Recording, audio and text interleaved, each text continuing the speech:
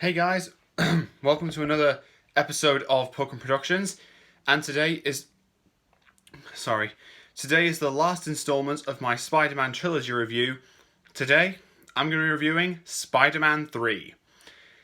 Now, the story begins with Peter Parker just swinging around the city again as Spider-Man, saving lives, and he actually made it to Mary Jane Watson's play, but it turns out Harry is still plotting his revenge against Spider-Man. And so at one point in the film, Harry ambushes Spider-Man as the new Goblin. And during the fight, he accidentally hits his head and develops amnesia.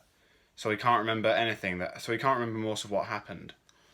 So he actually just goes back to being Peter and MJ's friend.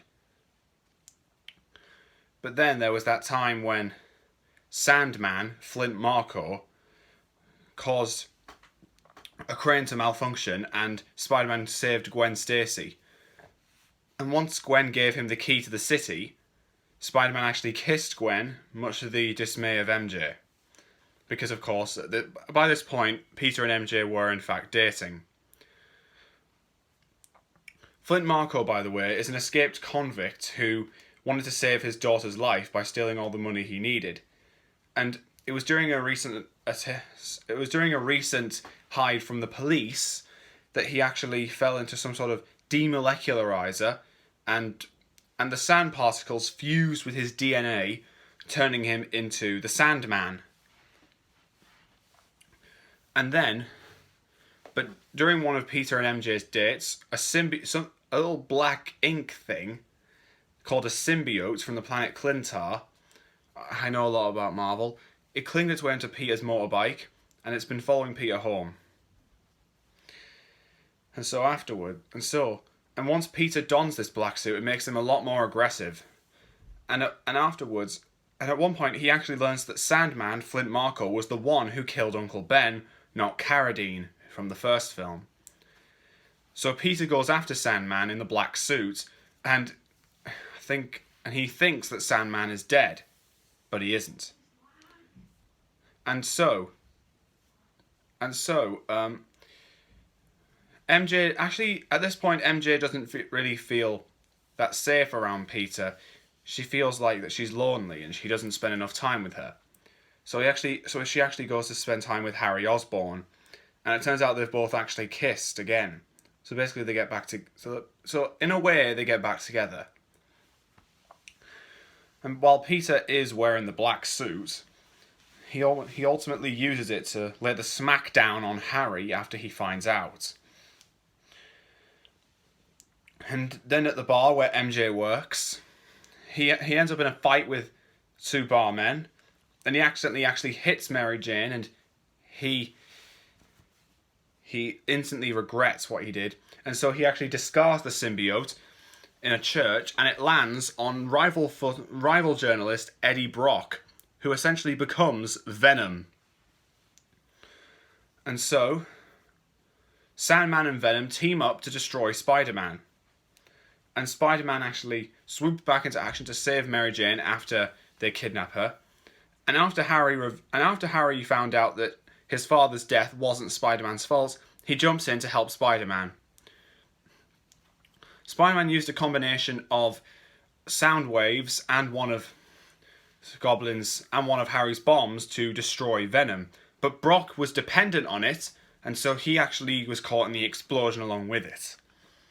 Sandman was actually just doing this to save his daughter, and it turns out him killing Uncle Ben was an accident.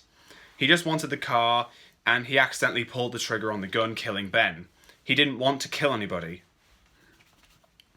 And so basically he just disappeared. He just flew away in the wind. And as for Harry, Venom tried to stab him with Harry's board, and Harry took the blow himself and died. And so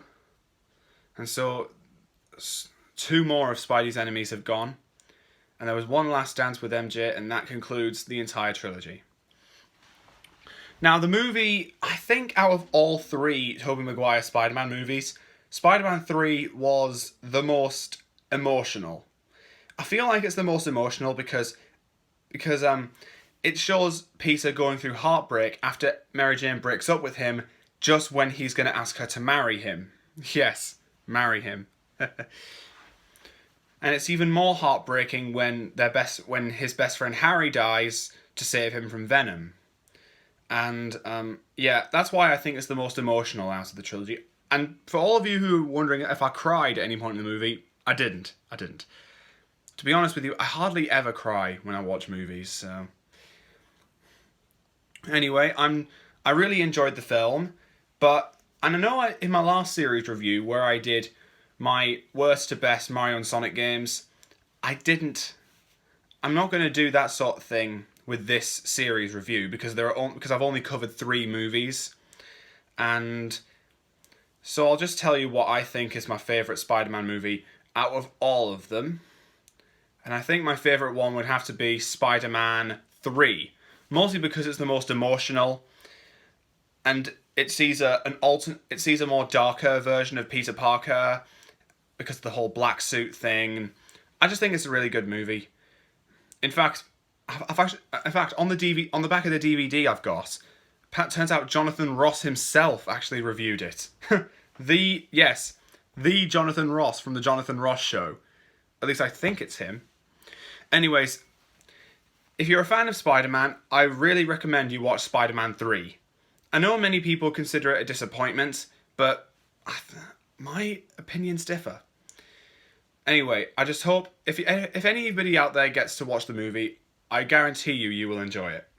Anyway, thanks for joining me, and thanks for joining me over the past few videos for my reviews on Spider-Man and Spider-Man 2. If you haven't seen those, check them out right now. And I'll be putting those 3 videos into a playlist, like I did with the Mario and Sonic videos. So, I'll see you next time on Pucker Productions. Until next time, this is Sam, signing off.